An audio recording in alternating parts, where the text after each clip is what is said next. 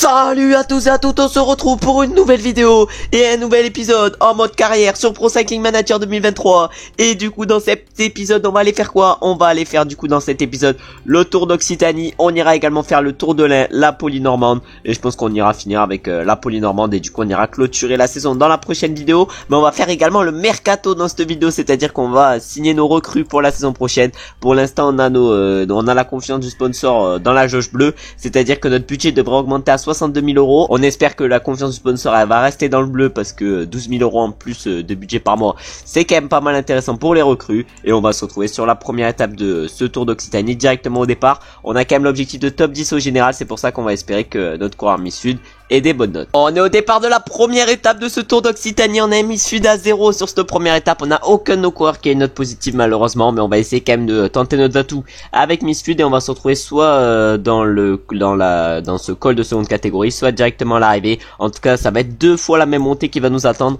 et l'objectif aujourd'hui avec Miss Sud ça va être de bien performer, parce que le top 10 au général peut se jouer déjà sur cette première étape. On est maintenant dans les 5 derniers kilomètres avec Miss Sud sur cette première étape de ce tour d'Occitanie. Pour l'instant on gère pas trop mal, on s'est mis Tristan Delacroix pour nous protéger. Là on va rouler à fond avec Miss Sud. On va se mettre à effort curseur 85 dans cette montée. On va même consommer le gel énergétique, c'est pas très grave, et on va dire à Delacroix de nous protéger en espérant qu'il fasse un bon boulot. En tout cas nous il nous reste 3 km 400 sur cette première étape, et l'objectif évidemment ça va être de rivaliser avec les meilleurs, parce que ça sera comme ça qu'on arrivera à aller chercher le top 10 du général, même si c'est un objectif qui semble quand même un peu trop compliqué pour nous. Peut-être que sur un malentendu on peut aller chercher. En tout cas devant il y en a un qui s'isole, tout devant, c'est Roger Adria. Ensuite du coup on a les Groupama FDJ et les Alpecin de Koenig Development qui sont en train de rouler derrière lui. Ah, le Axel Lawrence, vraiment des stats elles sont pépites quand même pour un mec de 21 ans. En tout cas nous avec Miss Sud on est en train de remonter dans ce groupe. On est encore 77 dans ce peloton, c'est à dire que ça explose de partout. Devant ils sont même plus que 24, malheureusement on n'a pas réussi à accrocher les roues. Ah, va falloir accrocher les 24 si on veut viser un bon classement général. Va falloir accrocher les 24. On va lancer le sprint pour au moins essayer d'accrocher ce groupe. Ah, on va l'accrocher j'ai l'impression, mais devant qui c'est qui va aller chercher la victoire? Et devant ça va du coup être Lenny Martinez qui va remporter cette première étape de ce tour d'Occitanie devant Alexis Guérin et Roger Adria. En tout cas une étape où tout le monde n'avait plus d'énergie, plus de barre rouge. Puis après derrière du coup pas mal d'Espagnols et de Français quand même dans ces premières places, et du coup sur ce tour d'Occitanie. Et nous malheureusement on va perdre un peu de temps aujourd'hui, on va finir sûrement 23e de l'étape. Ah, le coup de jour on a perdu une trentaine de secondes sûrement sur la tête, et maintenant on va se retrouver directement au départ de la deuxième étape de ce tour d'Occitanie pour voir si on est capable cette fois-ci de faire un meilleur résultat, et peut-être d'aller chercher un lot de consolation en allant remporter une victoire d'étape. Nouvelle étape sur ce tour d'Occitanie, malheureusement sur cette deuxième étape où il n'y a pas d'enjeu pour le classement général. Miss Sud chope un plus 3, bon on va pas se plaindre quand même qu'il ait un plus 3, et on va se retrouver sûrement sur cette deuxième étape directement le final avec qui comme leader aujourd'hui. On va aller voir quel est notre meilleur en sprint.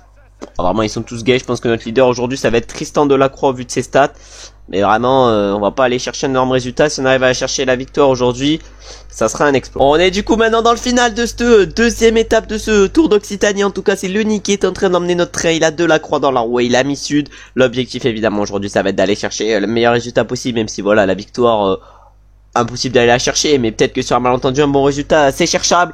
En tout cas Lenny il est en train d'emmener notre train. Ah, Lenny il est en train d'emmener notre train. Ensuite ça va être à Delacroix de lancer, ça va être à Tristan Delacroix de lancer. On va lancer également avec Miss Sud, de toute façon on n'a rien à perdre aujourd'hui, mais est-ce qu'on va réussir à aller chercher un bon résultat? Je sais pas. En tout cas avec Delacroix ça va être correct, mais devant c'est Olar qui va s'imposer sur cette deuxième étape devant Emmanuel Morin et Axel Zingle, tandis que nous avec Tristan Delacroix on va terminer 17ème sur cette deuxième étape. Bon on termine dans le top 20, mais voilà c'est pas exceptionnel, et on va partir maintenant directement pour la troisième étape de ce tour d'Occitanie qui va être l'étape près. On est au départ de cette troisième étape pour le plus 4 pour Miss Sud qui carry. On a Bonnefoy également un plus 4. Moi je vais essayer de partir dans l'échappée aujourd'hui avec Bonnefoy pour essayer d'aller chercher les points de la montagne, et avec Miss Sud aujourd'hui on va essayer de faire le meilleur résultat possible pour aller chercher le top 10 sur ce tour d'Occitanie. Ça risque de pas être facile, mais je suis sûr qu'on en est capable. En tout cas devant il y a Kevin le Danois qui a décidé d'accélérer. Nous on est en train de remonter avec Bonnefoy, et on va accélérer, et on va se retrouver normalement directement au sommet du seconde catégorie pour essayer d'aller chercher les points. Il y en aura 10 au sommet, on va essayer au moins d'aller en chercher 8. On arrive vers le sommet avec Bonnefoy sur ce première côte. En tout cas on va essayer d'aller chercher les points, on va voir si on en est capable. On lance le sprint, ah ouais non mais vraiment on était trop mal placé malheureusement pour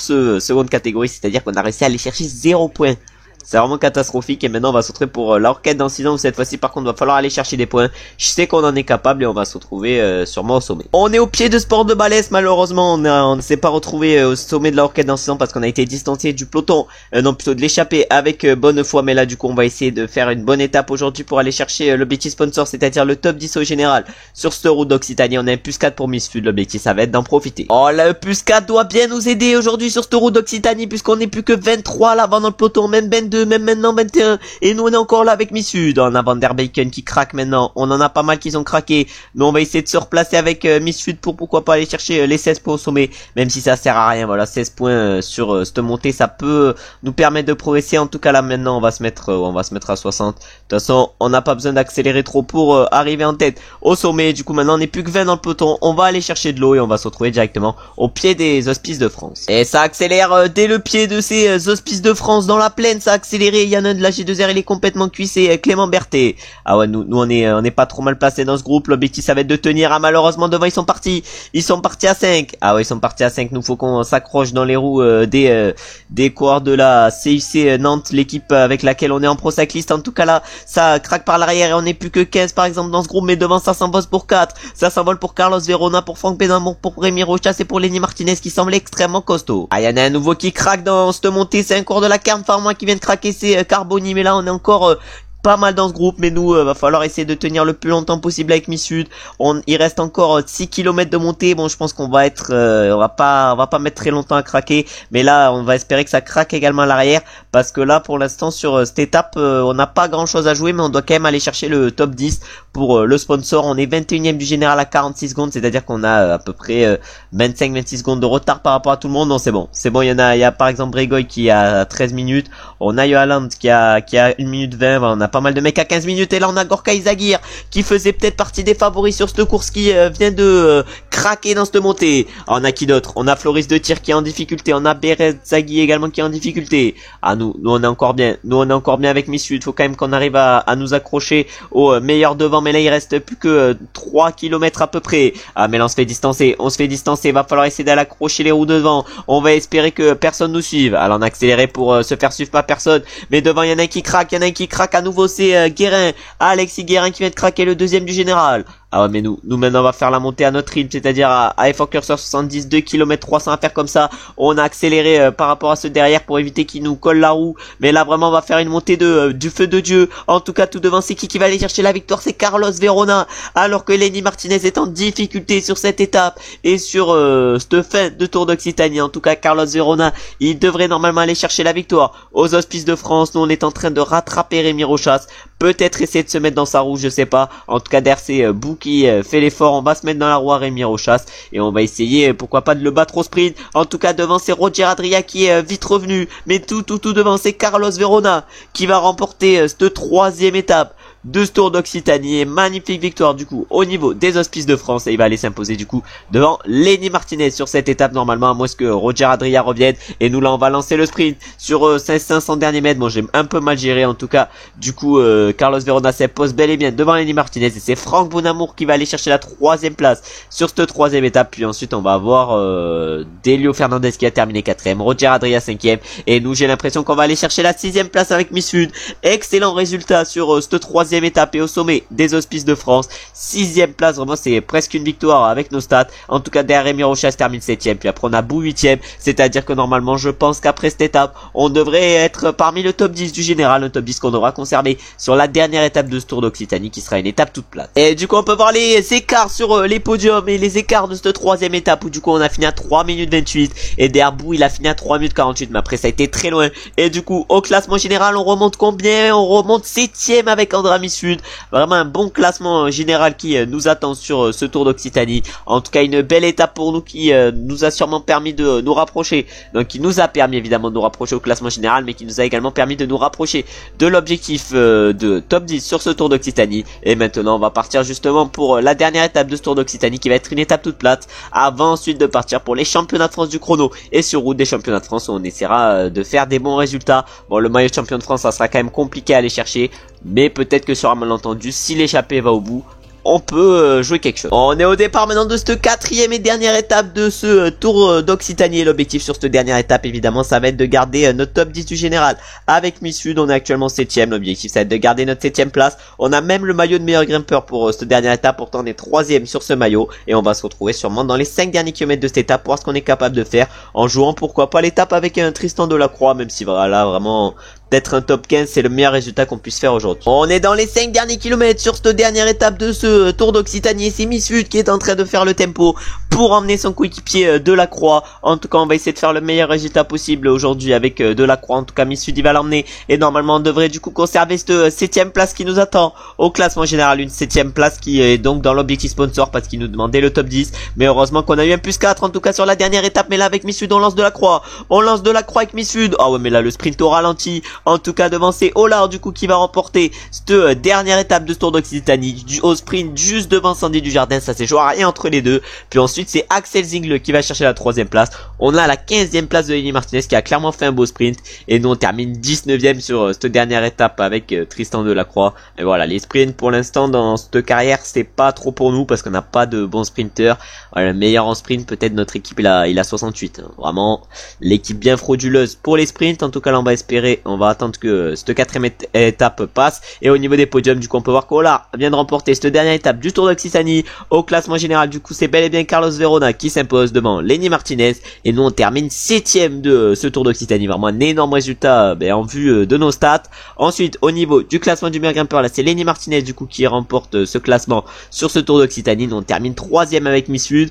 Au classement par points là c'est Ollard qui s'impose avec ses 50 points. Lenny Martinez lui a terminé avec 46 points en 2ème position. Et au classement des jeunes c'est Lenny Martinez qui s'impose. Et nous on termine 3ème de ce classement avec Miss Sud. Vraiment un bon Tour d'Occitanie réalisé principalement avec Miss Sud parce que voilà c'était notre leader sur cette course. En tout cas maintenant on va mettre suivant. Regardez la barre bleue maintenant, la barre plutôt de confiance du sponsor, elle s'est remplie entièrement. Et maintenant on va partir pour les championnats de France et je vais vous expliquer ce qu'on va faire après parce que voilà j'ai pas très bien expliqué au départ de la vidéo et à l'intro. Du coup on va aller faire les championnats de France du chrono. Ensuite on va aller faire les championnats de France sur route. Puis ensuite là le 1er août on va aller faire le mercato. Et ensuite on ira faire les championnats du monde sur route, le Tour de l'Ain, les championnats du monde du chrono. Et on terminera la vidéo avec la Polynormande. Et du coup maintenant on va se retrouver directement pour les championnats de France du chrono. Et avec si on n'a aucun coureur intéressant, ce qui je pense va arriver, on va se retrouver sûrement avec notre dernier coureur pour s'élancer. On est directement au départ avec notre dernier coureur pour ce chrono. C'est du coup Julian Lino, notre dernier coureur. On va du coup se mettre à 78 pendant tout le chrono. Et on va se retrouver sûrement directement à l'arrivée sur ce chrono parce qu'on va rien avoir à jouer. Et on ira voir après qui c'est qui l'emporte justement ce chrono. On est du coup directement dans le dernier kilomètre de ce chrono des championnats de France. On est avec Lino, c'est-à-dire notre mec le plus fort en chrono de l'équipe. Bon vraiment on va pas aller chercher un énorme résultat, de toute façon c'était pas le but aujourd'hui. Et du coup sur ce chrono on va signer actuellement le 10ème temps 1 minute 39. Vraiment on a signé un bon chrono avec du coup Lino. Et maintenant on va aller voir qui c'est qui s'impose sur ce chrono au niveau des podiums. Et du coup le vainqueur de ces championnats de France du chrono c'est Thibaut Pinot. Oh l'énorme surprise. Mais je pense que les écarts ils sont buggés sur les championnats de France parce qu'à chaque fois il y a tout le monde qui finit dans le même temps alors qu'en vrai de vrai voilà il y a pas, ils sont pas tous dans le même temps. C'est vraiment buggé par contre les écarts sur ces championnats. Et maintenant directement on va partir pour les championnats de France sur route. On va espérer cette fois-ci faire un meilleur résultat, mais je pense qu'il va se passer à peu près la même chose que sur ces championnats de France du chrono. Et on va se retrouver normalement directement au départ avec notre meilleure équipe en espérant pourquoi pas aller chercher une place d'honneur. On est au départ de ces championnats de France avec notre équipe. On a vraiment sorti la grosse équipe sur ces championnats de France, mais malheureusement alors notes sont pas folles, mais on va essayer du coup de quand même réaliser le meilleur résultat possible. Et on va sûrement se retrouver dans le final et dans les 5 derniers kilomètres en espérant pouvoir faire une bonne course. On est dans les 5 derniers kilomètres de ces championnats de France et c'est du coup Tristan Delacroix qui est en train d'emmener Quanon pour notre équipe. Bon la victoire je pense qu'elle a abandonné, mais peut-être qu'un résultat correct peut être allé chercher sur ces championnats de France. Bon ça sera pas sur cette première saison malheureusement qu'on ira chercher un titre national, mais peut-être déjà sur la deuxième saison essayer d'aller en chercher un. Je pense qu'on en sera largement capable. En tout cas là il y a Tristan Delacroix qui est en train de nous emmener et on va voir ce qu'il est capable de faire. Ah ouais le Tristan Delacroix il est pas mal. En tout cas il reste encore 1 km 500. On va lancer avec Tristan Delacroix, on va lancer également avec Quanon et on va voir combien on termine. En tout cas devant ça va être Arnaud Desmar qui va sûrement aller chercher la victoire, à moins que ça soit Brian Cocard ou Nasser Boigny. Mais non ça va bel et bien être Arnaud Desmar qui va être... Non, c'est Brian Cocard qui est champion de France au sprint, à la photo finish devant Arnaud Démarre et Nasser Boigny. Puis ensuite, on a la porte 4, Turgis 5 et nous, on va chercher une excellente 8ème place avec Quanon. Vraiment, on va chercher un très beau résultat sur ces championnats de France sur route qui auront donc été réussis pour l'équipe parce qu'un top 10... Vraiment, je m'attendais tout sauf à ça parce qu'un top 10 c'est clairement un très bon résultat. Mais là, une 8ème place avec Jonathan Quanon, c'est insane. Et maintenant, on va aller voir les podiums où du coup Brian Cocard s'est imposé sur ces championnats de France. Et du coup, il portera le maillot de champion de France pour toute cette fin de saison et pour la moitié de la saison prochaine. Et du coup, maintenant, on va partir directement pour le mercato. Et après, on ira faire les championnats du monde. Mais là, du coup, on se retrouve directement pour le mercato et vous allez voir les coureurs qu'on va recruter. Et c'est bon, on a notre équipe pour la saison prochaine. On vient de faire notre mercato, une équipe vraiment prometteuse. Vous pouvez voir la gueule de l'équipe. Du coup, on a recruté quelques Italiens pour compléter l'équipe parce que les Italiens, voilà, on est la Nice métropole et l'Italie c'est clairement pas la Nice. Bon après j'ai recruté un Allemand parce qu'il avait un putain de potentiel, mais c'est le seul truc que j'ai fait. Hein. Vraiment c'est le seul truc où j'ai craqué. J'ai recruté un Allemand. En tout cas pour la saison prochaine, du coup on aura du Narbonne Zuccarelli, mais là on va d'abord aller voir du coup les recrues qu'on a signé du plus nul au plus fort. Et du coup le plus nul actuellement c'est Colin Savios. Il va venir de la Groupama FDJ Development.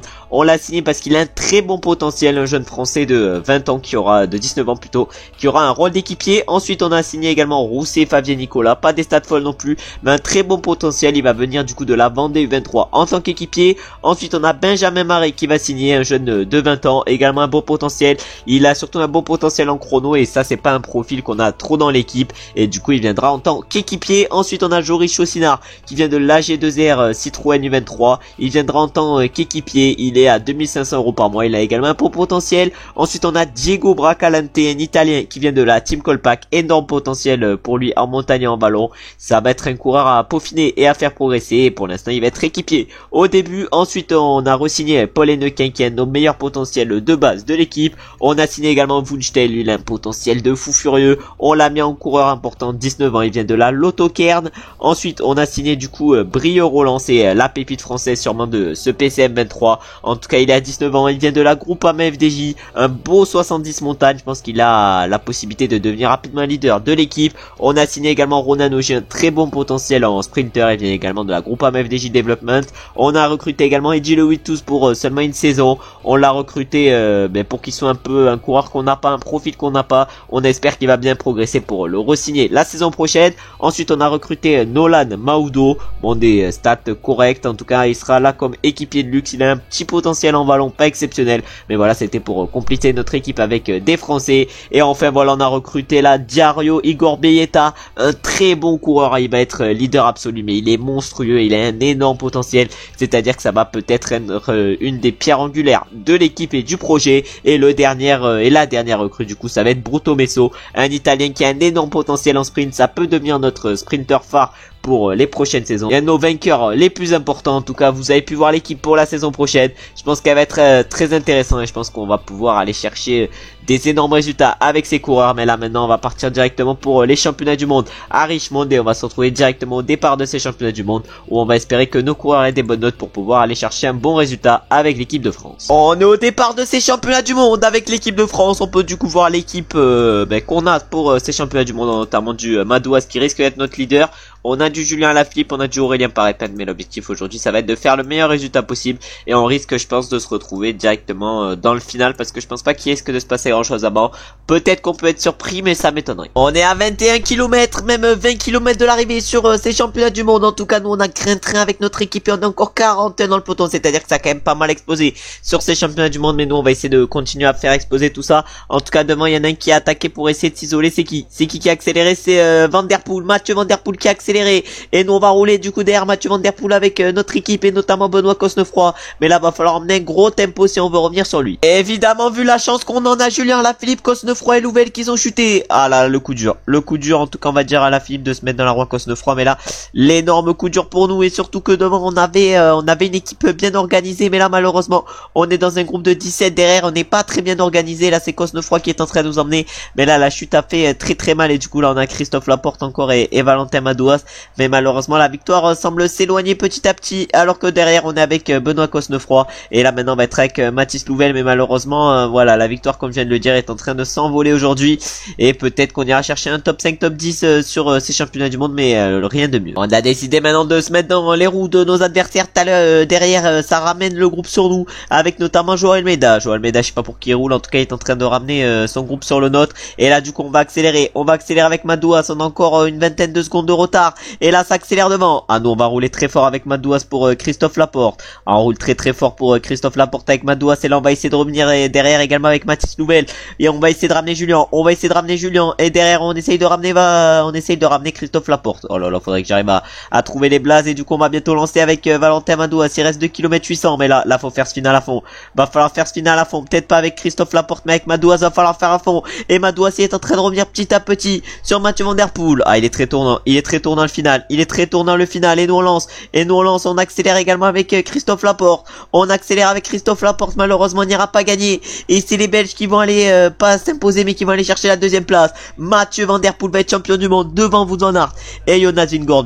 Il est exceptionnel aujourd'hui. Puis ensuite la troisième place elle va être pour la quatrième place, excusez-moi, elle va être pour Tige Benoît, et nous malheureusement on va terminer 6ème avec Laporte et 7ème avec Madouas, et avec Julien malheureusement j'ai pas géré dans le final, et du coup j'ai laissé Mathis Louvel rouler devant lui alors qu'il était complètement cuit. Bon, des championnats du monde réussis, parce qu'on arrive quand même à aller chercher parce qu'on arrive quand même du coup à mettre 2 coureurs dans le top 7, mais je m'attendais quand même un peu à mieux, et maintenant on va se retrouver directement pour le Tour de l'Ain, mais cette fois-ci avec notre équipe, et on va se retrouver au départ de la première étape sur un tour où on aura pour objectif de terminer dans le top 10. On est au départ avec notre équipe sur ce Tour de l'Ain, du coup on va essayer de réaliser l'objectif du sponsor. Je pense que ça va être Delecroix, notre leader sur cette course, parce que Miss Sud il a pas l'air très en forme, c'est-à-dire que peut-être que s'il a une bonne note sur l'étape de montagne ça peut devenir notre leader, mais pour l'instant ça ne l'est pas, et sur cette première étape on va se retrouver directement dans le final avec Delecroix, parce que je pense qu'on a largement la possibilité d'aller chercher un bon résultat avec lui. On est du coup dans le final de cette de cette première étape du Tour de l'Ain. Du coup on est actuellement avec Urruti dans ce final. On va voir ce qu'on est capable de faire nous, et c'est évidemment on va essayer d'emmener un train pour notre leader aujourd'hui, c'est-à-dire Tristan Delacroix. En tout cas là Urruti l'a lancé, maintenant ça va être à Bonnefoy de lancer. Bonnefoy on va essayer qu'il lance au mieux Tristan Delacroix qui a un beau +4 aujourd'hui. Est-ce qu'il va pouvoir l'aider le +4 à Tristan Delacroix? Ah, ça va être compliqué d'aller chercher un énorme résultat non plus, mais on va quand même lancer le sprint, et on va voir combien on termine, alors que devant notre coéquipier Nequin qui est lancé parfaitement, et devant c'est Maudo, notre futur coureur, qui va s'imposer sur cette première étape du Tour de l'Ain devant Clément Venturini et Simon Guglielmi. Et vraiment l'ordi gère mieux que moi, parce que Nequin termine 9ème, il s'est fait gérer par l'ordi, 9ème place. Vraiment c'est moi qui gère mal je pense, mais ah là, l'ordi qui me met la pâtée avec mes propres coureurs. Bon, c'est pas grave. Et maintenant, on va se retrouver directement pour la deuxième étape de ce Tour de l'Ain, encore une fois au départ.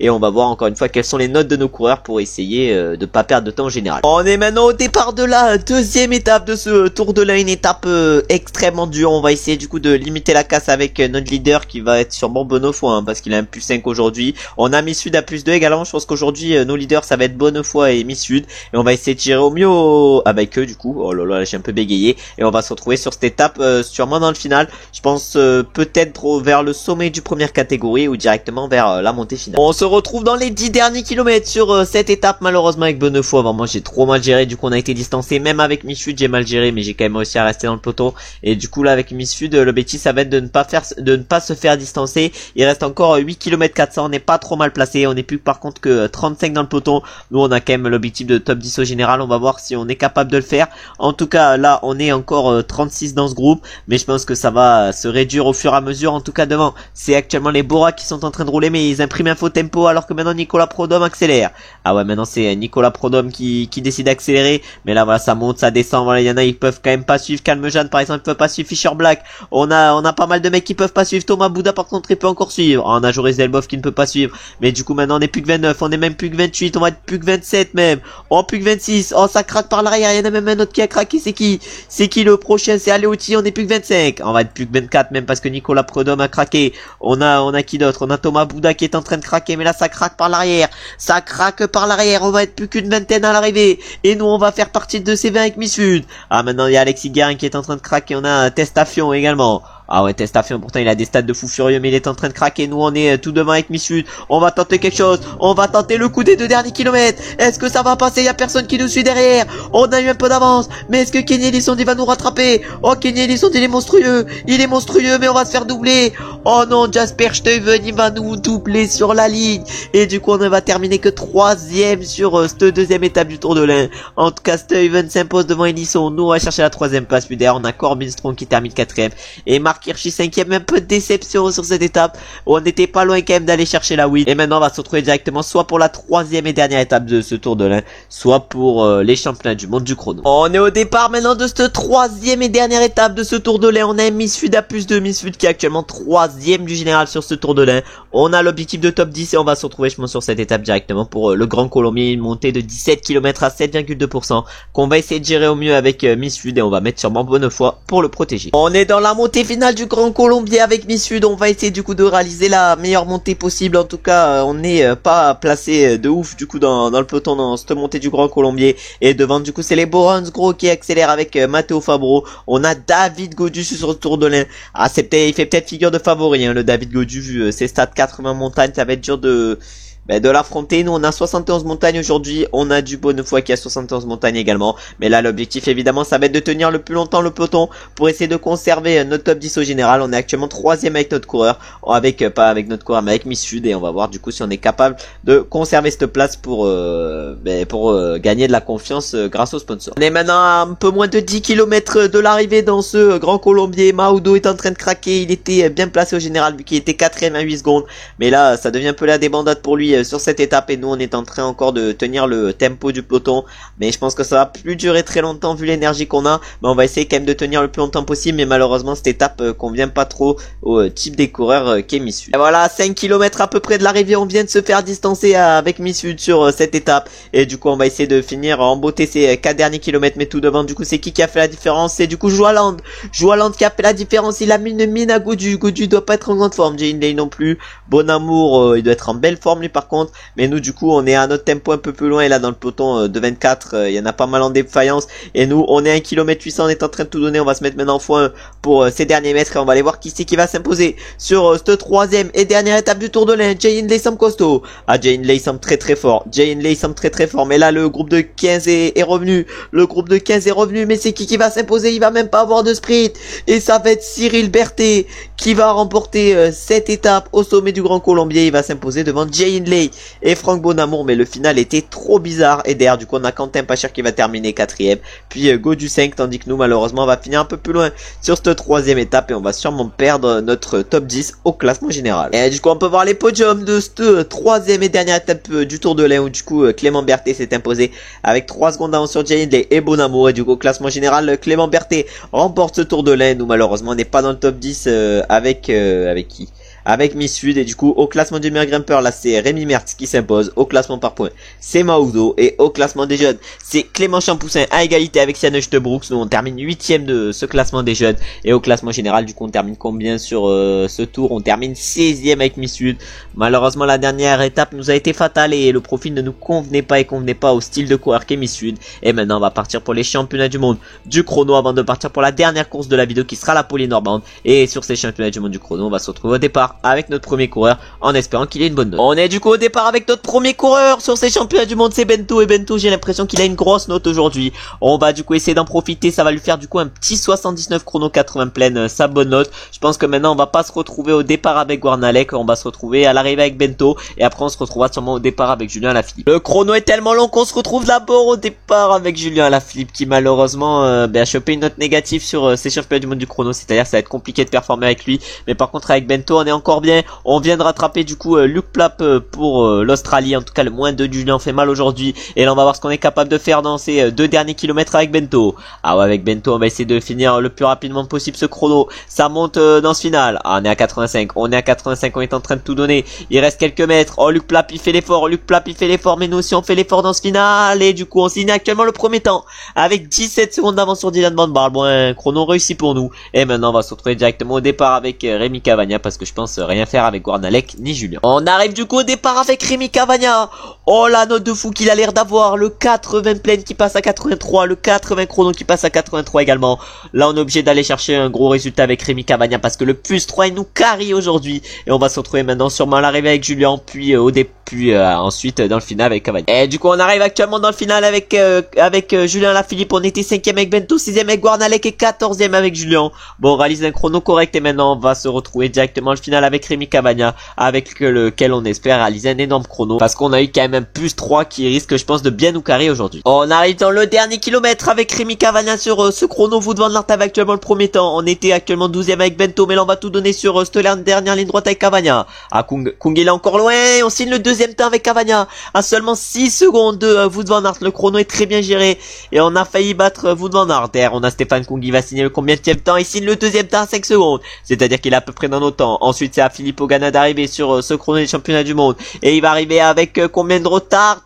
3 secondes plutôt de retard par rapport à Wout van Aert. Et maintenant le dernier arrivé ça va être Remco Evenepoel qui va sûrement mitrailler ce chrono. Je sens qu'il va mettre plus de 30 secondes au deuxième, et non il met plus de 20 secondes, mais il s'impose du coup largement sur ces championnats du monde ici à Richmond. Mais après le mec est vraiment sur cheat et nous du coup on a réussi à finir 5ème avec Rémi Cavagna. Le plus 3 nous a bien aidé, mais on a quand même réussi une bonne course qui nous met du coup en confiance. Et maintenant on va partir directement pour la dernière course de la vidéo, c'est-à-dire la Polynormande. Une Polynormande où le sponsor nous demande de faire quoi? Où le sponsor nous demande de faire top 10. On va du coup essayer de faire ce qu'il nous demande et on va se retrouver directement au départ en espérant des bonnes notes pour nos coureurs. On est au départ maintenant de la Polynormande. On a Goubert parmi nos leaders sur cette course. On a également Bonnefoy. L'objectif, on a également mis Sud. Du coup j'ai un peu coupé ma phrase. Et du coup l'objectif aujourd'hui ça va être de réaliser le top 10 que nous demande le directeur sportif. Et on va peut-être essayer, pas le directeur sportif mais le sponsor. Et on va peut-être essayer, pourquoi pas, de partir dans l'échappée avec Goubert. Puis ensuite on va voir ce qu'on fait avec Mitsud et Bonnefoy. On est dans les 3 derniers kilomètres de ce Polynormande. J'ai bien fait du coup de partir dans l'échappée sur cette course avec Goubert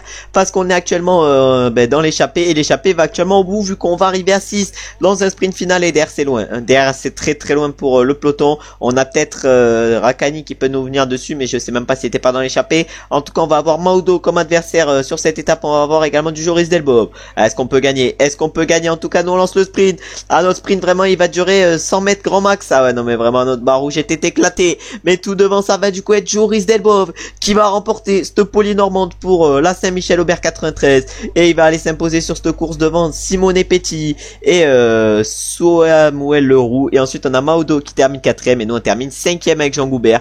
Bon, vraiment un bon résultat, top 5 alors qu'on nous demandait de faire le top 10. Vraiment on termine magnifiquement la vidéo. Une vidéo, on aura du coup fait le mercato, pas mal de courses. Et dans la prochaine vidéo on ira donc déjà finir cette première saison et on ira attaquer la deuxième du coup dans la vidéo d'après. Mais déjà la série pour l'instant va vite, mais après on est que sur les premières saisons. On n'a pas encore des courses importantes à faire, c'est-à-dire que là on fait que les courses où le sponsor nous donne des objectifs. Mais ensuite on ira faire les courses où on a vraiment quelque chose à jouer, où on a du pognon à aller chercher. En tout cas on peut voir que Delbob s'impose sur cette course. Nous on termine à 13 secondes. Imaginons on a pris 13 secondes sur un sprint. On est vraiment frauduleux avec nos coureurs. En tout cas maintenant je vais vous remercier d'avoir regardé la vidéo jusqu'à la fin. Si la vidéo vous a plu, vous savez ce que vous avez à faire, c'est-à-dire liker, commenter et vous abonner. Je remercie évidemment tous ceux qui l'ont fait. J'espère également que vous avez passé une bonne journée ou vous êtes en train de passer une bonne journée. On se retrouve maintenant très bientôt pour une nouvelle vidéo. Ciao ciao ciao.